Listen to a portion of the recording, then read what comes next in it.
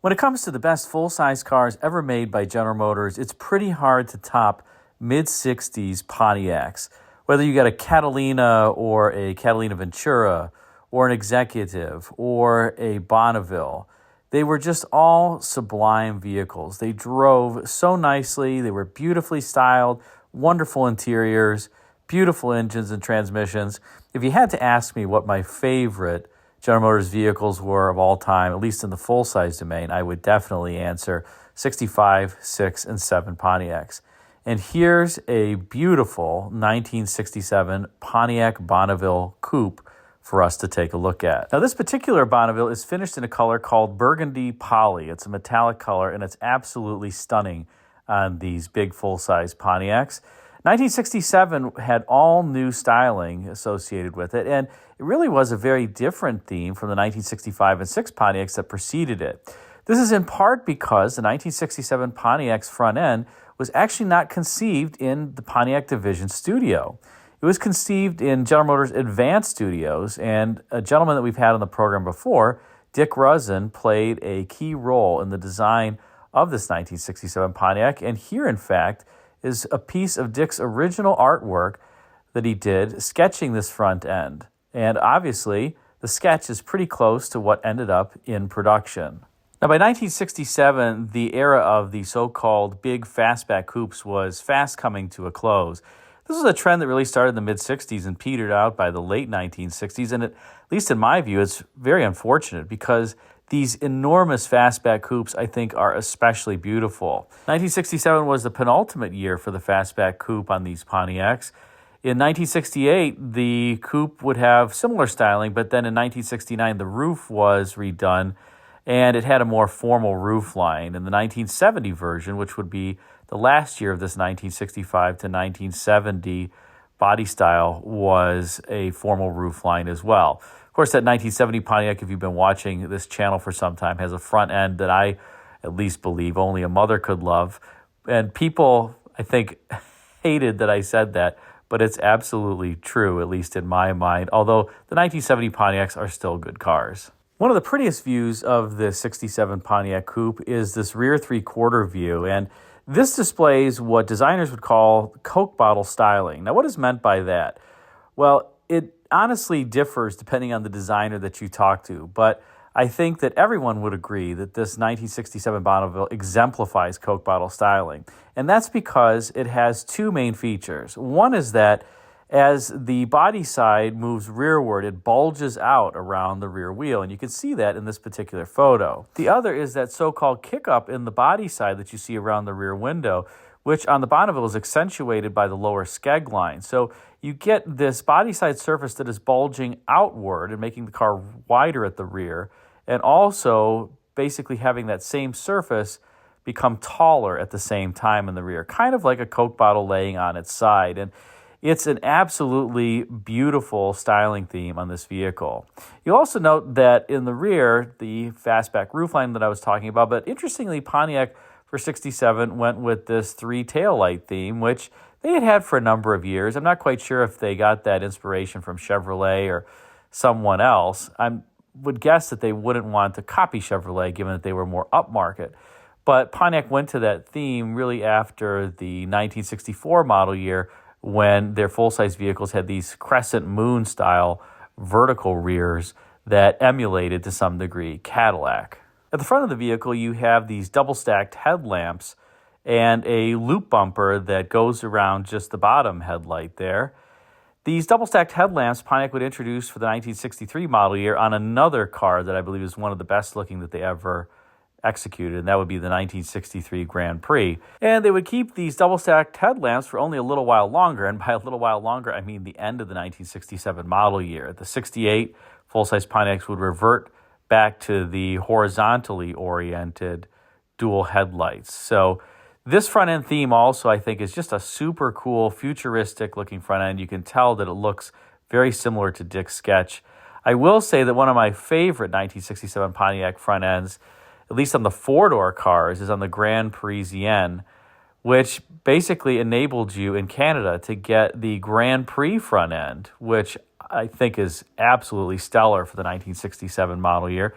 But you could get it on a four-door in Canada. You could not get it on a four-door in the States. You had to have this particular front end if you wanted a four-door. By the way, 1967 is the only year the Grand Prix offered a convertible. Turning to the interior, we have an interior that in many ways is similarly beautiful as the exterior. Take a look at those seats. This particular car has the optional foam cushion front seats, give you a little bit more padding that you could sit on. And take a look at that armrest. If that's not a cushy armrest, I don't know what is. 67 will be the first year for the energy-absorbing steering column, and you can't see it here, but there's actually script on the steering wheel that reads energy-absorbing to let you know that it's a safety feature on these wheels. This steering wheel also has that lucite portion, the translucent portion on the upper half that was especially beautiful on these Pontiacs. And Pontiac had really done that for a number of years prior to this 1967 Bonneville. You also see that the instrument panel here is now just more of one overall plane and theme as opposed to the 1965 and 1966 Bonnevilles that had the three gauges that were kind of canted toward the driver. But for 67, that was gone. And another unfortunate thing that was gone in 1967 was the real walnut wood trim on the interior. This is unfortunately fake wood trim that adorns the dash for 1967, including a big piece of fake wood on the glove box door. At least you did still get the grab handle there on the glove box, something that many Pontiacs came with, and that would continue on into the next generation Bonnevilles, although that grab handle would be moved up away from the instrument panel and into effectively the A-pillar area or the roof just aft of the A-pillar. As I mentioned, the three-gauge theme was gone from the 1965 and 6 Pontiacs, but you did still get the clock up high. Notice the fuel gauge is now incorporated into the speedometer area as opposed to being its own separate gauge. But Pontiac did retain its dual radio-looking HVAC and radio controls. On the left is the HVAC control. The leftmost knob selects the blower speed. The rightmost knob selects the temperature, so you can have it hotter, colder. And actually, it does change the fan speed a little bit depending upon the temperature that you're selecting. That middle knob is the cigarette lighter, and then the rightmost two knobs are for the radio. You can also tell that this particular vehicle is equipped with aftermarket air conditioning. Those are the little vents that you see down there beneath the dashboard. That's the evaporator for the aftermarket air conditioning. Apparently, whomever ordered this vehicle from the factory did not pay for air conditioning. A few great things about these Fastback coupes are that they are true hardtops. You can lower both windows and there's no pillar, so you have this absolutely open air feeling to them. That little pillar, what appears to be a pillar there, is just part of the rear glass, and when you lower the rear glass, it goes away. You also got quite a bit of room in the back seat of these, which is nice because you could have that big car styling and you could have a pretty roomy back seat. And as opposed to today's vehicles that have kind of a pseudo fastback profile, there's a ton of headroom in this car. You can sit in the rear seat and you're not bumping your head against the top of the roof. I don't know why they can't style cars today that have fastback profiles with roof lines where you can actually sit in the rear seat and you don't have to sit like on the absolute bottom of the floor in order to have headroom. But for whatever reason, I guess they just can't figure out how to do that today, but they could figure out how to do it in 1967. And another thing they don't do today is really have interiors with different colors in them. This is obviously not a typical gray or black interior. It's just an absolutely beautiful burgundy color. And take a look even at the door panel. Today's door panels are just a bunch of hard plastic and you scuff the bottom of them. Here you got a nice kick panel area as well as this lower door portion with the carpeting. And you got a lot of bright work on the door as well. And just a beautiful theme to it. This looks like a piece of art unto itself. Of course, you still have the vent window here. GM on the full-size vehicles had not yet transitioned to removing that vent window, which they do for the 69 model year. And under hood in this Pontiac, we have the standard 400 cubic inch 4-barrel premium fuel V8 that made 325 horsepower when equipped with an automatic behind it, or 333 horsepower when there was a manual transmission behind it. 1967 was the first year for the 400 cubic inch Pontiac V8. It had been enlarged from 389 cubic inches, which was the standard Bonneville engine in the 1966 model year. There are a couple optional engines that you could get in these Bonnevilles. The first was a 360 horsepower, 428 cubic inch V8. That 428 was also an enlarged 421 from the prior year. And the absolute top engine was a 376 horsepower, 428 cubic inch high output V8 that had an open element air cleaner. Now, Pontiac was known in the mid-60s for 3 two-barrel carburetors or tri-power, but in the 1967 model year, there was no tri-power option available. Any of the engines that I just mentioned came standard with or equipped with a 4-barrel carburetor. So you really just couldn't get that. And in some cases, you got the high-performance engine with a quadrajet carburetor, which GM had newly introduced. And I think that GM just got rid of the 3 deuces because they were hard to tune. They probably had some warranty issues associated with them. And in the high-performance vehicles, the quadrajet, the CFM, was pretty similar to 3 two-barrel carburetors. So basically it was the same, and it was easier to tune and more reliable. Why not do it? And in point of fact, here is the 4-barrel carburetor on this 67 Bonneville. This is a Carter AFB carburetor, which Edelbrock would effectively pattern its carburetors off of. Excellent carburetor, super simple to service.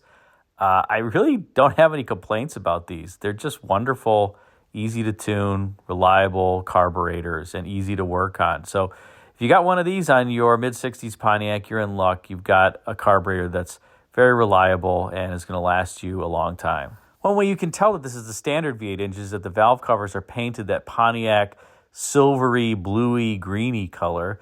If this had the optional 428, they would be chrome valve covers. And that was a trend that Pontiac had started when you got the optional 421 in the mid-60s. The 389 would kind of look like this.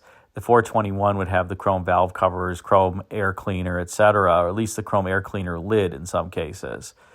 You really couldn't tell otherwise, though, what size engine that you had under hood unless you decoded it based on the 2-letter code that's on the front side of the block, on the passenger side, just below the head.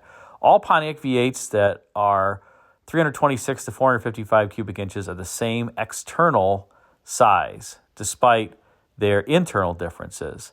So for those, you've got to decode them to figure out what you have under hood. The only Pontiac V8s that have different sizes are the 265 and 301 V8s of the Malaise era that had shorter deck heights than the 326 to the 455 cubic inch engines. I will say that Pontiac V8s, maybe those are my favorite V8s of the ones that General Motors produced. They are absolutely smooth. They make tons of power.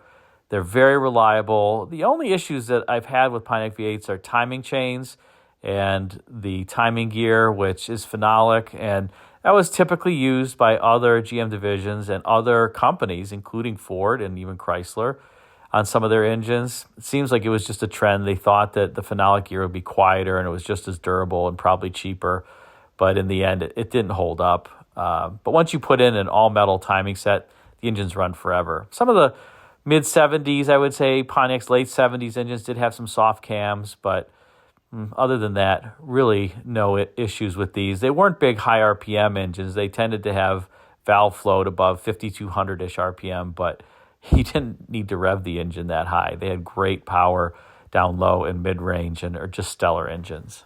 In any case, if you're looking for a great full-size vehicle, I can't recommend these mid-60s Pontiacs any more than what I just said. They're absolutely stellar cars. And look at the side profile of this car. If that isn't one of the sexiest automobiles that you haven't seen in side profile, I don't know what is. It just looks great. If that were on a dealer lot in 1967, I would have a hard time driving by it and not procuring one. And you should have a hard time not procuring one if you find one in good condition today. I have a 65 and a 6 Pontiac. I've been looking for a 67 for a while, particularly a coupe. One just hasn't come up for sale yet, but, well, we'll see. You never know what happens. Hope you enjoyed the spotlight on this 1967 Bonneville. If you did, be sure to like, comment, and subscribe. Check out the video thumbnails at bottom left and right for some suggestions for you. Thanks again for watching.